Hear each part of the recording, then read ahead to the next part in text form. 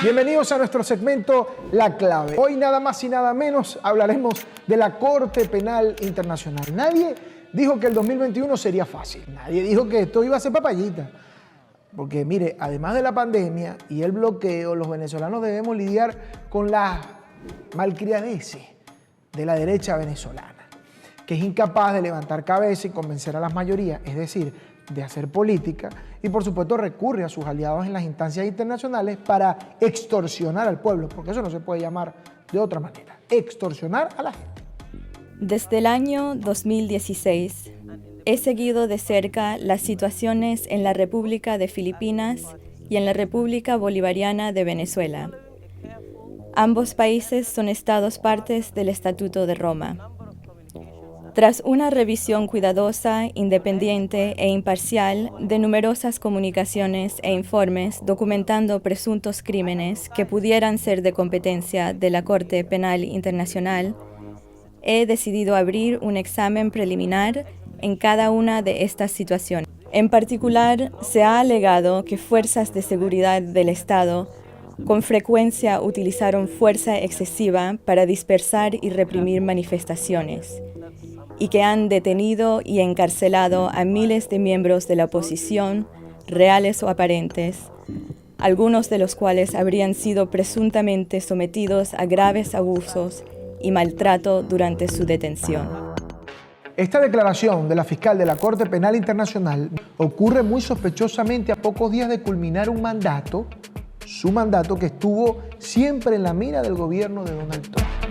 Estados Unidos entra en una guerra diplomática con la Corte Penal Internacional. Ha amenazado con sanciones si intenta enjuiciar a militares estadounidenses y miembros de la CIA por presuntos crímenes cometidos en Afganistán. Dejaremos que la CPI muera por sí sola. Después de todo, a todos los efectos, ya está muerta para nosotros.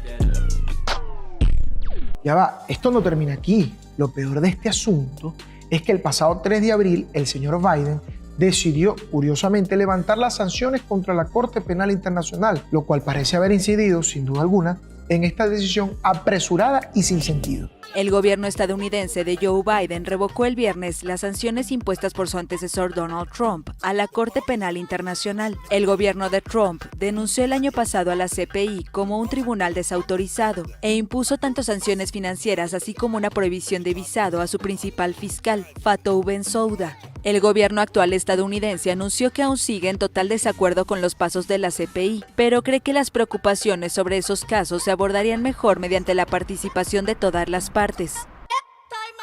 En Venezuela, en el 2018, la Corte Penal Internacional acusa al presidente Nicolás Maduro de haber cometido crímenes de lesa humanidad y, por supuesto, abuso a los derechos humanos. El otro caso se plantea en el año 2020, donde Venezuela denuncia legítimamente el esquema de sanciones unilaterales que le ha impuesto Estados Unidos al país, a nuestra patria.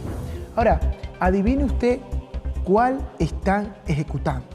La pregunta, ¿cuál están ejecutando?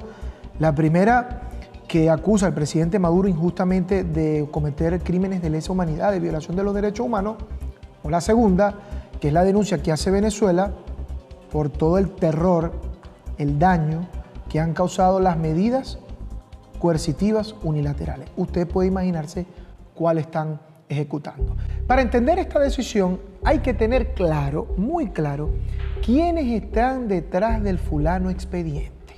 Les cuento que además del gobierno gringo, que ya sabemos que es el autor intelectual, el exdiputado de La Guaira y el monstruo de Ramo Verde, hay al menos 2 operadoras que tienen todo menos moral. Una vive de robar dinero en nombre de los derechos humanos. No nos olvidemos que aquellos crímenes que están siendo examinados por la Corte son los asesinatos, las detenciones arbitrarias, las torturas, la violencia sexual y la desaparición forzada temporal que el Estado venezolano, el régimen de Nicolás Maduro, ha ejecutado en Venezuela. Y la otra creó una red gigantesca de corrupción. Sí, red gigantesca de corrupción.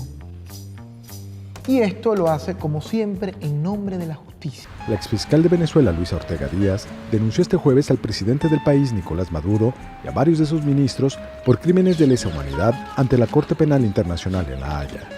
Acompañada de un grupo de asesores, la exfuncionaria aseguró que el régimen chavista llevó a cabo entre 2015 y 2017 un plan de limpieza social con un saldo de unos 8.000 muertos y al menos 17.000 detenciones arbitrarias. Nicolás Maduro y su gobierno debe pagar por estos delitos de lesa humanidad, así como también debe pagar por el hambre, la miseria, las penurias a las que está sometido el pueblo de Venezuela. Y ambas, por supuesto, se enorgullecen de sus gestiones para recrudecer las sanciones contra el pueblo de Venezuela, contra su mamá, su papá, sus hermanos, sus hijos. Hemos venido al Parlamento de Canadá, aquí a plantear claramente más sanciones, la activación del principio de injerencia humanitaria, el respaldo al informe del secretario general de la OEA, Luis Almagro, en la Corte Penal Internacional, Diego Barria y Tamara Zunú.